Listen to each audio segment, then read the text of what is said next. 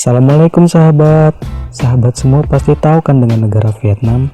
Ya, negara Vietnam ini adalah negara tetangga kita sahabat, dan termasuk di dalam negara-negara ASEAN atau negara-negara di bagian benua Asia Tenggara. Vietnam sendiri bernama resmi Republik Sosialis Vietnam atau Chong Hoa Sa Hoi Chu Nhi Vietnam. Vietnam adalah negara yang damai sahabat-sahabati dan juga penduduknya yang ramah-ramah.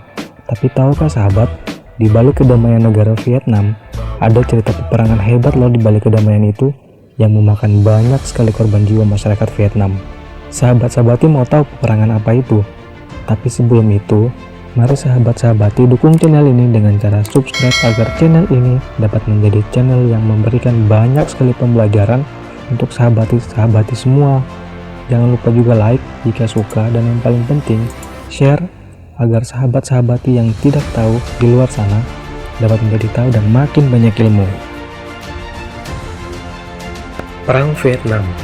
Perang ini disebut juga Perang Indochina Kedua dan merupakan perang yang meletus mulai dari tahun 1955 hingga 1975 di Vietnam.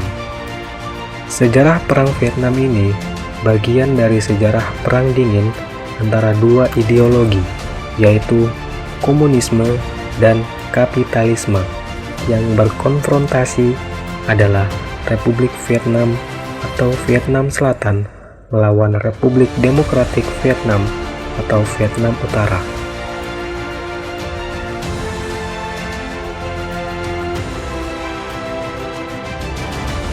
Vietnam Selatan didukung oleh negara-negara anti-komunis seperti Amerika Serikat, Thailand, Australia, Filipina, Selandia Baru, dan negara-negara barat.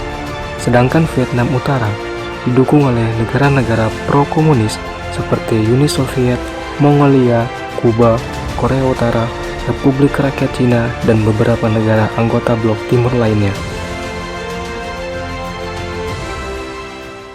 Perang Vietnam adalah pembagian Vietnam menjadi Vietnam Selatan dan Vietnam Utara. Pembagian ini terjadi sesuai dengan Konferensi Jenewa pada tahun 1954 di Swiss. Vietnam Selatan diurus oleh negara Vietnam dan Vietnam Utara diurus oleh Viet Minh, seorang tokoh pergerakan nasional dari Vietnam bernama Ho Chi Minh ingin agar Vietnam menjadi satu negara. Pasukan gerilya dari Vietnam Utara yang bernama Viet Cong melakukan infiltrasi ke banyak daerah di Vietnam Selatan. Para Viet Cong lalu berpropaganda di Vietnam Selatan agar berhati-hati dengan kepentingan Amerika Serikat dan aliansi blok baratnya. Acting Viet Cong dalam berkamuflase dan membaur pada kondisi sosial budaya di Vietnam Selatan sangatlah baik, sehingga tentara Amerika cukup kesulitan membedakan rakyat Vietnam Selatan dan pasukan Viet Cong. Selain berjuang secara terang-terangan, Viet Cong juga melakukan perjuangan secara sembunyi-sembunyi. Mereka membuat jalur bawah tanah untuk mengalahkan tentara Amerika Serikat. Beberapa macam jebakan seperti ranjau dan bambu runcing juga digunakan. Kombinasi antara pertahanan, kecerdikan, dan koordinasi tentara Vietnam Utara ini layak untuk ditiru. Cukup banyak kecerdikan tentara Vietnam Utara dalam berstrategi. Mereka menciptakan terowongan cuci yang berguna untuk tempat istirahat, ruang perawatan, ruang penyimpanan senjata, dan penyembunyian. Terowongan ini cukup kompleks, tapi fasilitasnya sudah setara dengan barak militer. Selain itu, terowongan cuci juga memungkinkan para Viet Cong untuk mengontrol lokasi tempur, memberi bantuan dengan cepat dan mudah, serta bergerak secara bebas dan susah untuk ditebak oleh aliansi Amerika Serikat dan Vietnam Selatan. Selain itu, ada juga jejak Ho Chi Minh. Sebenarnya jejak ini adalah lintasan logistik untuk menyuplai para tentara Viet Cong yang berada di garis depan dan bahkan bisa menjangkau wilayah Vietnam Selatan. Lintasan ini cukup merepotkan, bahkan harus melalui hutan, gunung yang kasar, perbatasan Laos, dan juga Kamboja. Meskipun begitu, Amerika Serikat cukup kerepotan untuk menghancurkan jejak Ho Chi Minh ini. para tentara Amerika Serikat membabi buta menyerang pertahanan Vietcong dengan persenjataan modernnya. Aliansi ini, komunis ini berusaha menghancurkan pertahanan komunis dan jalur pasukan gerilya dengan cara mengebom jalur gerilya. Jalur buatan Ho Chi Minh merupakan jalan-jalan yang ada di hutan-hutan perbatasan Laos, Kamboja, dan Vietnam Selatan yang sebelumnya sudah digunakan oleh pasukan Viet Minh ketika memasuki Vietnam Selatan. Serangan ini memunculkan reaksi dari kubu komunis sehingga mereka juga menyerang pasukan Vietnam Selatan dan Amerika. Ketika Tahun Baru Tet atau biasa dikenal dengan The Tet Offensive, serangan Vietnam Utara ini berhasil dihentikan, tapi kedua belah pihak kehilangan korban yang tidak sedikit. Tet Offensive adalah serangan di hari libur.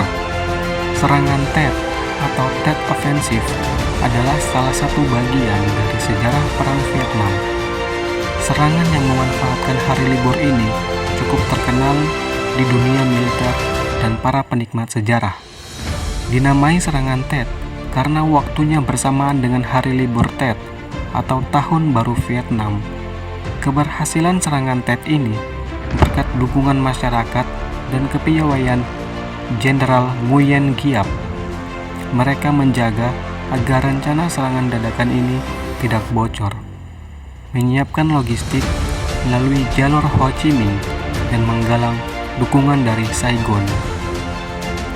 Faktor eksternal adalah karena Amerika Serikat yang cenderung meremehkan karena sering menang, tidak ada inisiatif dan tidak memiliki rantai komando yang jelas. Bila serangan ini berhasil, maka bisa memicu pergerakan rakyat Vietnam Selatan untuk melawan pemerintahan Vietnam Selatan dan Amerika Serikat. Selain itu, Vietcong tahu pada tahun 1968 diadakan pemilu Amerika Serikat. Jika serangan Tet berhasil, maka bisa mengubah pandangan rakyat Amerika Serikat bahwa Perang Vietnam tidak bisa dimenangkan. Akhirnya, secara taktis memang dimenangkan oleh Amerika Serikat dan Vietnam Selatan, tapi secara strategis, propaganda dan politik dimenangkan oleh Vietnam Utara. Dampak lain dari serangan Tet adalah program Vietnamisasi yang dimulai oleh Amerika Serikat. Pasca serangan Tet, kubu Vietnam Selatan semakin jatuh terperosok.